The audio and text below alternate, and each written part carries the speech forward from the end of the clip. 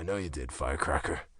Micah made an affirmative purring sound and tucked into a ball, forcing himself into Justin's lap. He chuckled and scooted across the floor until his back hit the wall, and he rearranged Micah between his legs, stroking calm passes over his tender skin. A muffled shout from the corner drew his attention, and he looked to the side, finding Landon with Gregory's hand across his mouth, his cock shooting ribbons of cum into the air while Gregory fucked him from behind.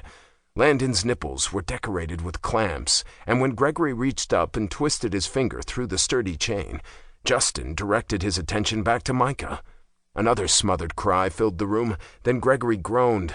Micah laughed quietly in his lap, and Justin pinched him just under the armpit. "Did you want clamps next time?" he asked, a hint of warning, but also a tease in his voice. "If it pleases you," Micah answered, rolling over and stretching himself out.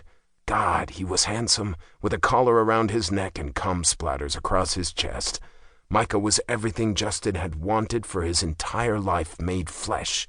He loved Justin and hurt for him with equal pleasure. "Good answer." Justin shifted out from underneath Micah, resting his head on the rug. "Let me go get you some water." Micah smiled and closed his eyes. Justin tucked his cock back into his pants, leaving them loose, and padded into Gregory's kitchen, rummaging through the refrigerator for a bottle of water. He found one in the back and snatched it victoriously. Twisting the cap, he turned and saw Gregory pouring water into a glass from the kitchen sink. "I didn't even think I had any bottles left," Gregory told him, turning the tap off. "It's a level of preparedness I don't expect from you," Justin admitted, taking a quick drink for himself. He glanced at his watch. It was nearly 2 in the morning. "So much for meeting here than going to Rapture." Gregory laughed. "I think everything turned out okay. Besides, it's proven to be quite enlightening to me, the way Landon likes to watch." "Or be watched," Justin countered, remembering a few weeks prior when Gregory had invited them all over, then defiled Landon on top of his coffee table. "Yeah, well, it comes with age, I suppose." Back in the living room, Justin squatted down beside Micah and cradled his head, tipping the water bottle to his lips.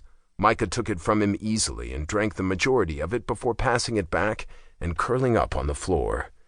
"At least move to the couch," Justin suggested, worried that beneath the thin rug, the wood floor of Gregory's house would be too hard on Micah's bones. "Is that an order?" Micah muttered sleepily.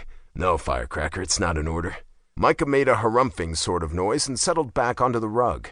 Justin twisted the cap back onto the bottle and set it beside Micah's head, standing and stretching before reaching over to dig through his play bag.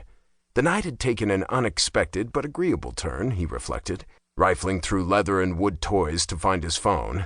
He and Micah had met Landon and Gregory for dinner and discussed plans to close out the night at Rapture. But as was the case lately, Micah had been somewhat unruly, testing Justin's commitment to mastering him, and that was how Justin had ended up with a stripped and trussed Micah hanging in Gregory's living room, begging to get fucked. Justin sighed, finally wrapping his fingers around his phone. He pressed the screen and nothing happened. He tapped it again, pushing the home button on the side, and still nothing. He shoved his hand back in the bag, digging for his charger, which he plugged into the wall before sliding down to sit beside Micah, who appeared to be asleep. This was the Micah he knew, the one who yielded with little question and took what he was given. Micah, who would try anything twice if Justin asked it of him. Micah who did as he was fucking told the first time, the second time if he was itching for a spanking. But that hadn't been the Micah of late, who had instead opted for questioning and posturing and shooting angry glares at Justin whenever he could. Micah blamed him for Keith's leaving. Justin knew that. He'd known all along that bringing a third person into their relationship was a risk, but the normally pliant Micah had begged him so perfectly for a new kind of play. Justin had given in, partially, allowing Keith into their bedroom, but not allowing himself into Keith. Justin orchestrated and pulled the strings, not disliking the way Micah looked taking their new, younger partner's cock, but not ready to make the jump himself. Not to say that Justin wasn't serious about moving forward with Keith, because he was. Justin loved Micah, and he loved how happy Keith made Micah. He loved how eager Keith was, whether it was sitting on the ground facing away while Justin engaged with their friends, or bringing him water so he didn't have to get out of bed, or even choking Micah with his cock so Justin could watch his husband cry. Keith had accepted everything Justin had put on the table, except the